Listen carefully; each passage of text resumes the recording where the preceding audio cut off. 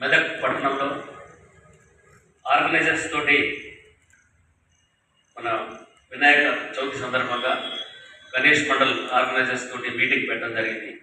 దీనికి మా డిఎస్పీ గారు, ఇక్కడ ఆర్గనైజ్ చేస్తున్న మా టౌన్ ఇన్స్పెక్టర్ గారు మరియు వివిధ గణేష్ మండలి సభ్యులందరికీ కూడా నమస్కారాలు. ముఖ్యంగా ఈ మీటింగ్ పెట్టడం అనేది మా బాధ్యత. యాజ్ పర్ ఇన్స్ట్రక్షన్స్ ఏంటంటే ముందు పీసీ కమిటీ మీటింగ్ పెట్టాలా, తర్వాత కలెక్టర్ గారి దగ్గర మీటింగ్ కూడా మీటింగ్ పెట్టాలా. ఇవన్నీ కూడా ఎందుకంటే వినాయక చవితి అంటే ఏంటంటే మన దగ్గర అన్ని ఫెస్టివల్స్ ఒక ప్రత్యేకమైన ఫెస్టివల్ ఇది. ఎందుకంటే ఇది ఒక 10 రోజులు 11 రోజులు జరిగింది.